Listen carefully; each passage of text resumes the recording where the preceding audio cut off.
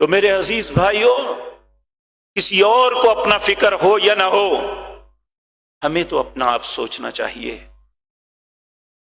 نبی کریم صلی اللہ علیہ وسلم اپنی زندگی کی آخری ایام میں اپنے خاندان کے لوگوں کے پاس آئے اور سب کو آ کے بلا کے کہا، یا بنی فلان، یا بنی فلان، اے فلاں کے بیٹو، اے فلاں کی اولاد، اے فلاں کی اولاد۔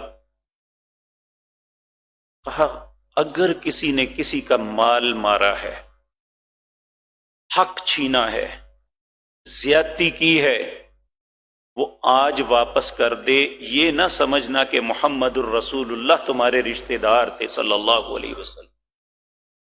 اس ظلم کے معاملے میں قیامت میں کسی کام نہیں آؤں گا۔ اگر کسی کے ساتھ معاملہ ہے تو فوراً واپس کر دو۔ میرے بھائیوں، روزانہ مختلف لوگوں کے جنازے پڑھتے ہیں، لوگ اعلان کرتے ہیں کہ بھائی لینے دینے کا۔ بعض ایسے ہیں کہ اعلان کرتے ہیں، اولادوں کے پاس جب لینے کے لیے جاتے ہیں تو وہ کہتے ہیں جی پیو مر گیا، وہ کو جا کے لے لو۔ ساری اس کی جائیداد ہڑپ کر جاتے ہیں، قرض نہیں دیتے، جبکہ قرض پہلا حکم ہے۔ اور اگر دینے والے ہوتے ہیں تو وہ سمجھ کے مر گیا، اب ہم سے کسی نے کیا لینا ہے۔ ان یتیموں کا مال غصب کر لیتے ہیں ہم لوگ، اور ہمیں احساس تک نہیں ہوتا۔ ہر کاروباری آدمی اس بات پر روتا ہے کہ پہلے مقروض کے پاس جائیں تو مقروض شرمندہ ہوتا تھا، اب لینے والا منتیں کرتا ہے مجھے واپس کر دو، تو وہ بدماشی کرتے ہیں آگے سے۔ یہ دنیا ہمیشہ نہیں ہے۔ اس لیے جو معاملے ہمارے اللہ کے ساتھ ہیں وہ اللہ مالک کے ہیں، وہ رحم بھی کر سکتا ہے، وہ سزا بھی دے سکتا ہے، لیکن جو معاملے ہمارے لوگوں کے ساتھ ہیں جب تک وہ معاف نہیں کرے گا اللہ نہیں کرے۔ نبی کریم صلی اللہ علیہ وسلم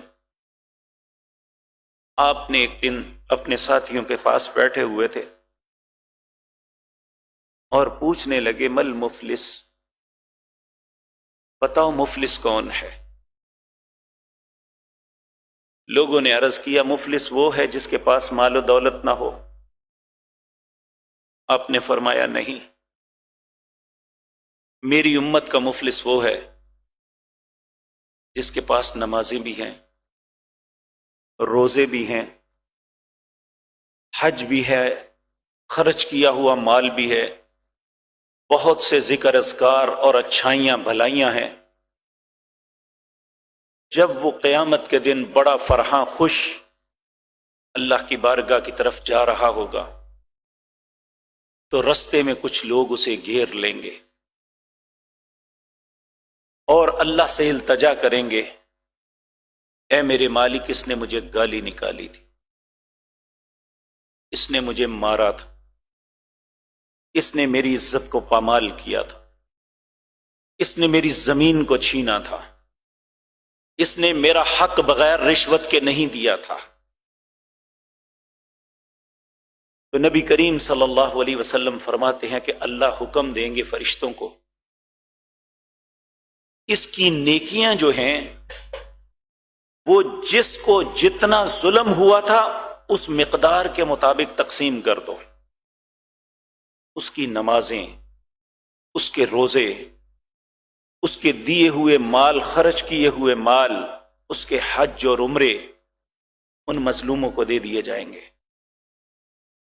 جب سب کچھ ختم ہو جائے گا فرشتے اللہ سے عرض کریں گے، اے اللہ نیکیاں تو ساری ختم ہو گئی، ابھی مظلوم باقی ہیں،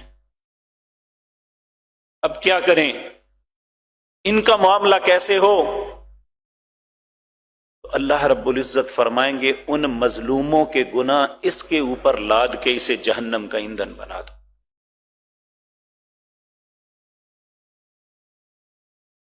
اس لیے میرے بھائیو، اگر ہم چاہتے ہیں کہ ہمارے معاشرے کی بدامنی ختم ہو جائے، اور آپ اندازہ کریں کہ کتنی عجیب بات ہے کہ گھروں میں ڈکیتیاں کرن آتے ہیں،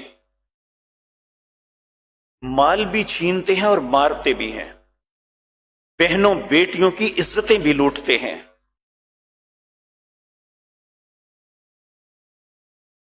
کس طرح اپنے رب کے سامنے کھڑے ہوں گے؟ کس طرح جواب دیں گے؟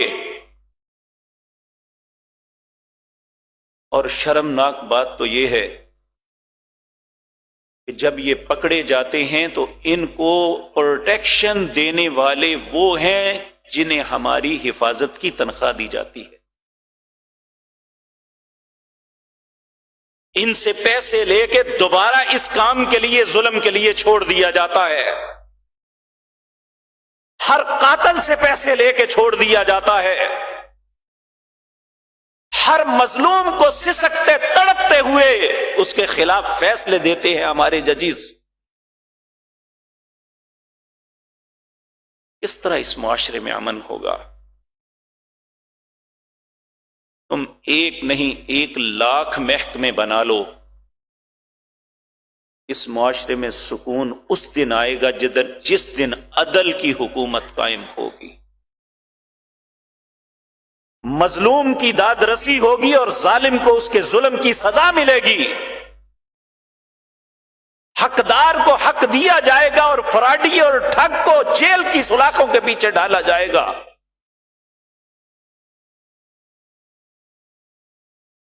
میرے بھائیو، ہم مسلمان ہیں، ایمان کے دعوے دار ہیں، اللہ پتہ ہے ہم سے کیا تقاضا کرتے ہیں؟ اللہ کہتے ہیں یا ایھا الذین آمنو، اے لوگو جو ایمان لائے ہو، کونوا قوامین بالقسط شہداء للہ ولو علی انفسکم، اے ایماندارو کھڑے ہو جاؤ، اللہ کے لیے گواہی دو۔ کس کے خلاف؟ کہا اپنی ذات کے خلاف بھی دینی پڑے تو گواہی دے دو اللہ کے لیے۔ اگر ہمارا بھائی بیٹا باپ چوری کرتا ہے تو ہم تو اسے چھڑانے کے لیے جاتے ہیں، خلاف تو گواہی نہیں دیتے، بھی ایک ظلم ہے۔